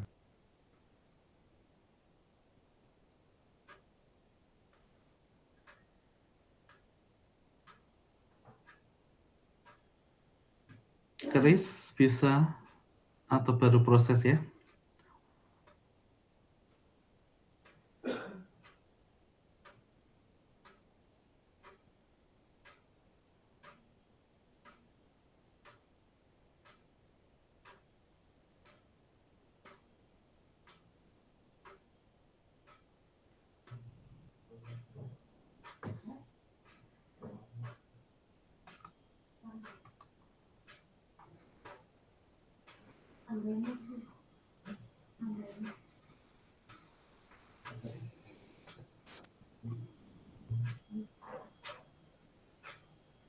Chris, apakah bisa?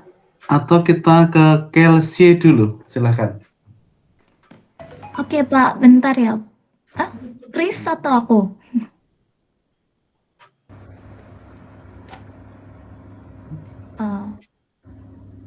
Ayo udah, berarti aku dulu atau? Silakan. Bentar ya Pak. Iya. Sambil disiapkan dulu, nanti siapa duluan.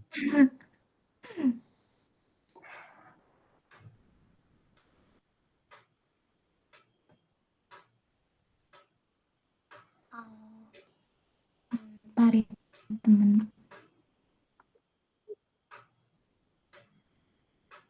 Oh my god. Ini geser. Nah, ini buat ininya covernya Pak, modul ajar hubungan antar bangsa. Oh ya, saya dari kelompok 1 dengan teman-teman, 2 teman saya lagi. Jadi kami kelompok 1. Betul? Kelompok 1, kelompok 3. Maaf guys. Kelompok 3. Membahas hubungan antar bangsa dan negara berdasar kemanusiaan yang adil dan beradab.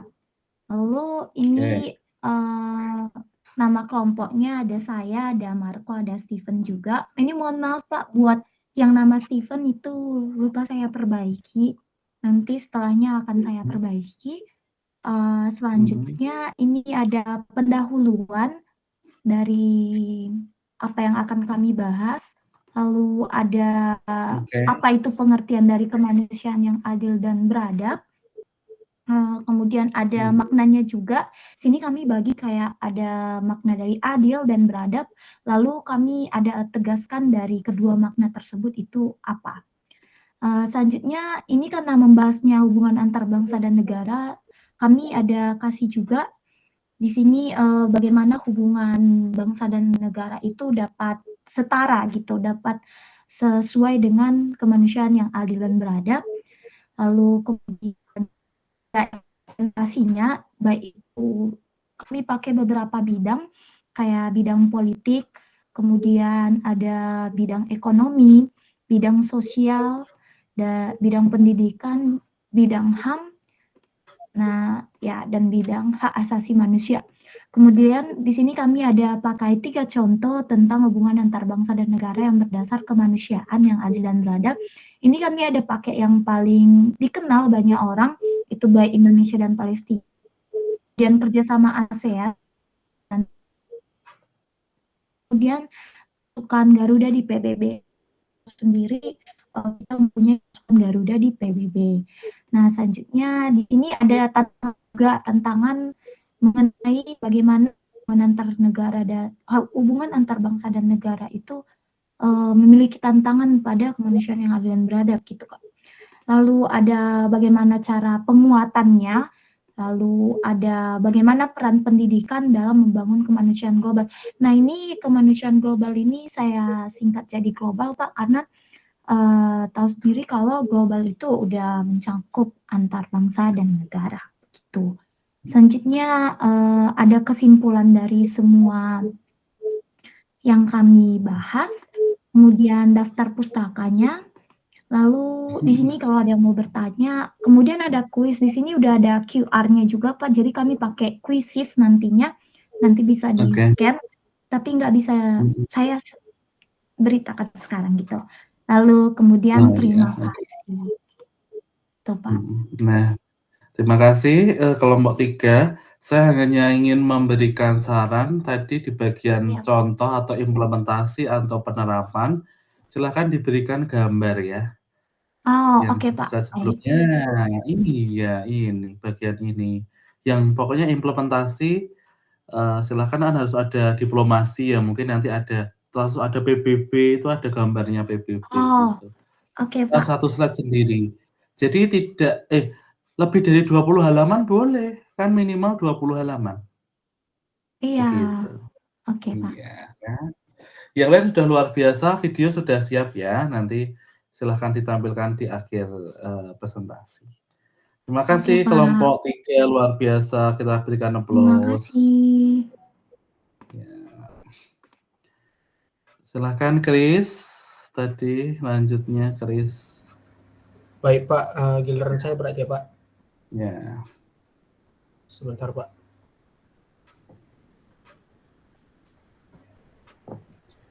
Chris dari kelompok berapa? Kami dari kelompok 10 Pak. Oh iya. Silahkan. Oke baik, jadi kami kelompok 10 mendapat judul Amandemen UUD 1945, Pancasila dan juga pengembangan iptek di Indonesia. Jadi untuk cover dari modul kami ini seperti ini Pak. Oke. Selanjutnya ini ada nama-nama anggota kelompok. Ada Kak Zulfa, ada Kak Tessa, dan saya sendiri Yoel. Selanjutnya ini bagian dari pendahuluan kami. Lalu yang pertama-tama kami menjelaskan tentang amandemen UUD 1945. Kami menjelaskan mulai dari pengertian dan juga dasar hukum amandemen, Pak. Oke. Selanjutnya kami juga menjelaskan tentang latar belakang dari amandemen itu sendiri, Pak. Oke, lanjut. Lalu kami juga menjelaskan tentang sejarah singkat keempat tahapan dari amandemen, Pak.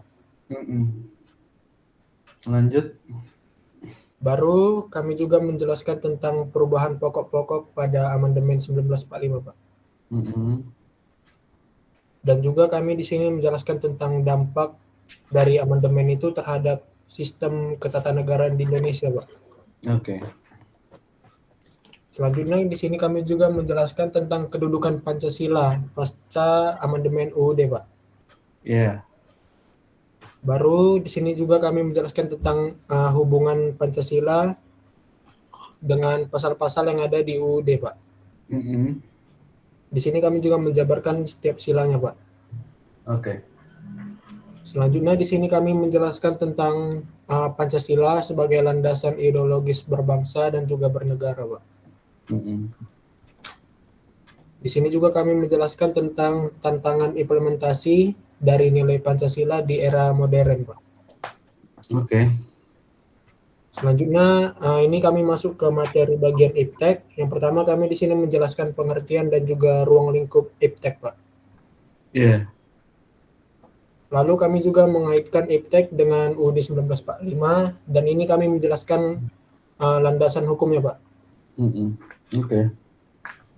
Lalu kami juga mengaitkan Pancasila dengan iptek dan sini kami menjelaskan tentang Pancasila sebagai pedoman etis iptek, Pak. Iya. Lanjut aja. Baru ada iptek dalam perspektif nilai-nilai kebangsaan. Terus ada perkembangan iptek di Indonesia, serta kami jelaskan juga tentang capaian dan juga tantangannya, Pak. Oke. Baru ini terakhir kesimpulannya, dan ini daftar pustaka yang kami gunakan, dan terakhir kuis yang lagi proses, Pak. Oke. Ya, secara keseluruhan kelompok ini sudah luar biasa. Nanti mungkin ditambah gambar-gambar ya di dalam bagian implementasi atau contoh tadi ya. Tadi cuma hanya bentuknya laptop dan sebagainya, nanti mungkin lebih spesifik lagi apa gitu ya. Nanti Oke, Pak.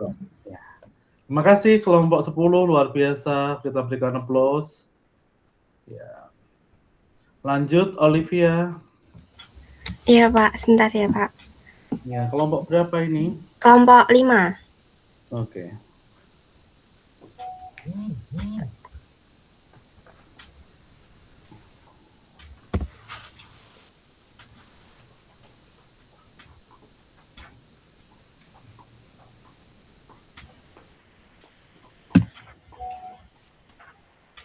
Ini jadi kita dapat materinya itu makna negara persatuan Indonesia. Lalu ini ada nama kelompoknya. Setelah itu ini kita ada kata pengantar, lalu ke pendahuluan. Setelah itu masuk ke pengertian negara persatuan Indonesia. Lalu makna negara. Setelah itu tujuannya. Setelah itu dasar hukum persatuan, nilai-nilai persatuan, habis itu kita ke manfaat persatuan, lalu ke tantangan persatuan di era modern, setelah itu upaya menjaga persatuan, lalu peran mahasiswa, setelah itu ke studi kasus yang ada di Indonesia, lalu kita masuk ke kesimpulan. Setelah itu ini daftar pustakanya, Pak, dan ada sumbernya juga. Setelah itu ke penutup. Lalu ice breaking-nya kita mau buat kuisis, cuman belum ditampilkan. Iya. Lalu ini juga ada pantunnya, ada sudah. Oke, secara keseluruhan sudah bagus, tapi tadi di bagian implementasi belum ada satupun gambar yang menunjukkan ini adalah persatuan. Contohnya apa? Apakah toleransi, terus gotong royong dan sebagainya itu belum ada. Walaupun sudah ada ini ya. Nah, ini gambarnya mana? Gitu. Oh iya, Pak. Ya, oke, secara keseluruhan sudah bagus, videonya sudah proses ya. Iya, sudah jadi. Ya, luar biasa. Kita berikan applause untuk kelompok 5, luar biasa. Terima kasih Olive dan teman-teman. Ya. Boleh stop share. Lanjut kelompok berapa? Masih ada kelompok 2, kelompok 6 dan 8. Adakah?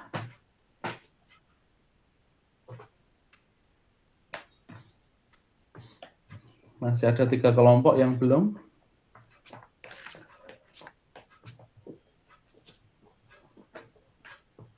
Yang sudah presentasi boleh live meeting ya, silahkan.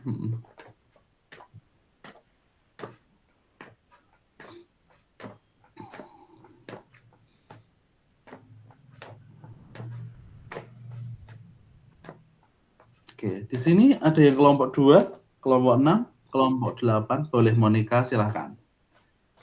Monica Cesca. Saya perwakilan dari kelompok 8 ya, Pak. Ya. Silahkan.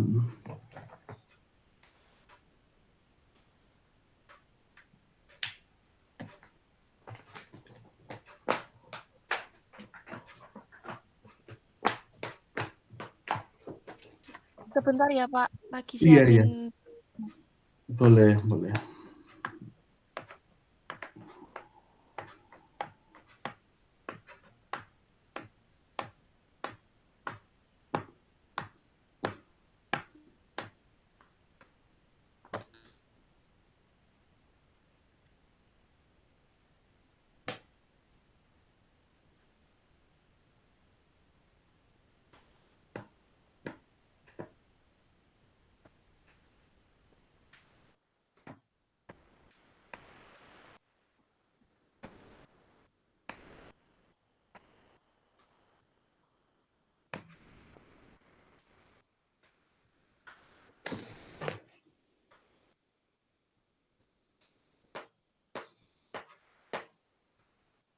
Apakah sudah kelihatan, Pak?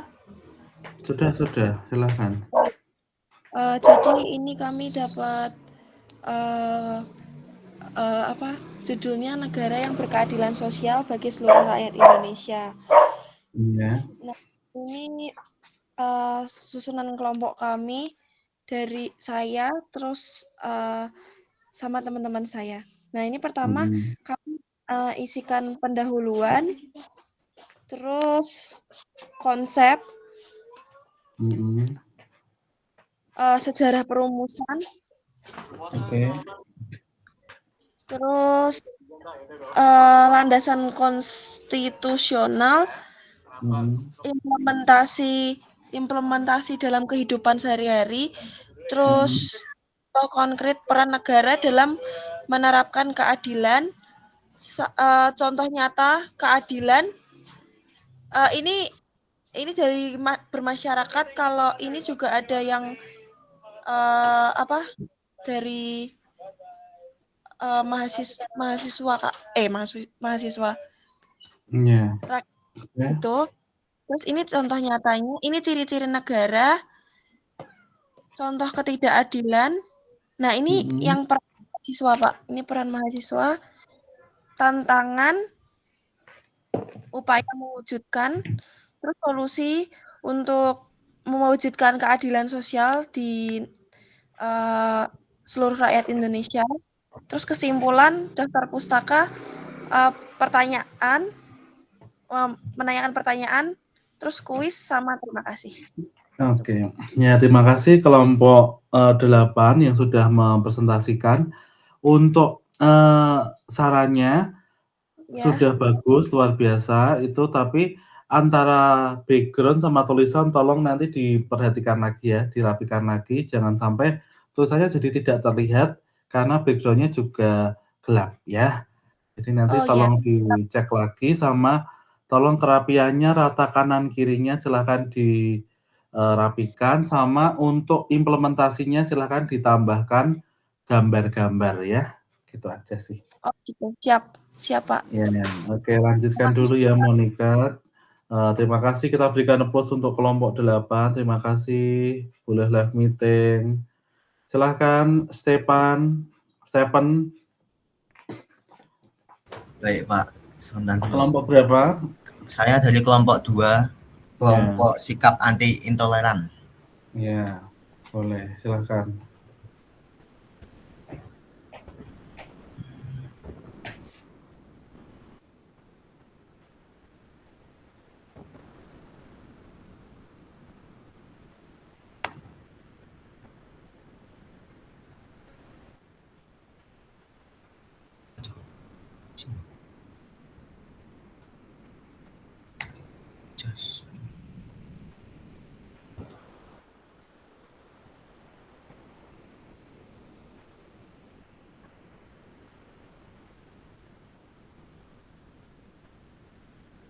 Mana sih?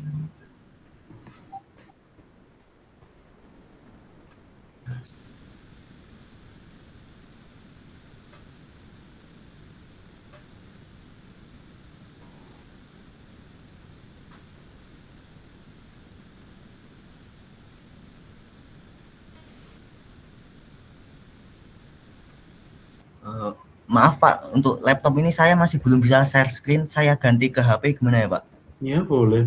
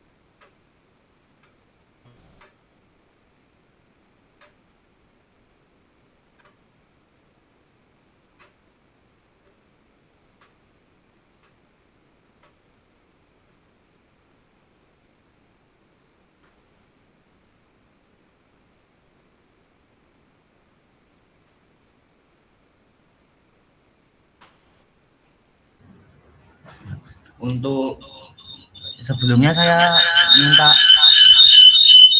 minta maaf untuk format nganunya ini, saya masih pakai landscape Pak. Nanti saya ganti, saya tambah gambar.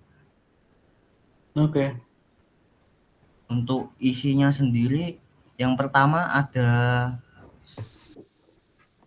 daftar member grupnya. Yang kedua, selanjutnya ada latar belakang. Di sini berisi tentang penjelasan tentang Indonesia merupakan negara yang memiliki keanekaragaman. Ya, nggak usah dibaca langsung, next saja. Baik. Lalu saya di sini menjelaskan tentang definisi toleransi dan juga definisi intoleransi. Lanjut. Berikutnya ini pandangan menurut Pancasila dari sila pertama hingga sila kelima beserta dengan dampak intoleransi terhadap sila-silanya. Ya, wes lanjut. Lalu ada dampak intoleransi pada dampak sosial. Ada faktor-faktor penyebab intoleransi. Kemudian peran dan aksi nyata untuk mengatasi dampak intoleransi ini.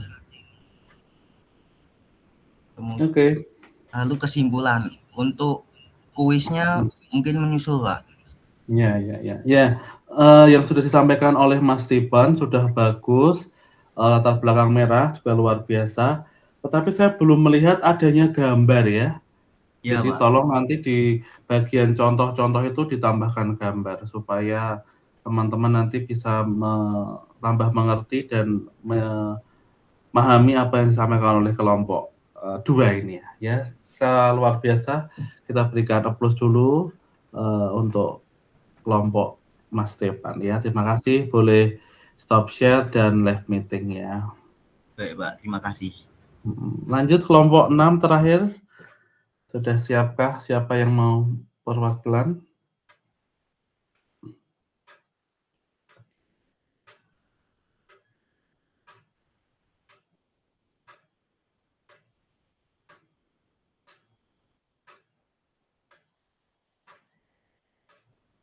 Kelompok 6.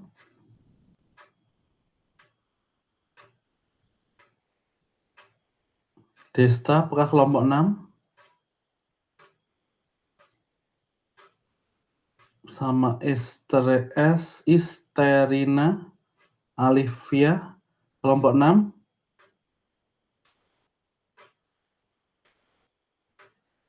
Halo.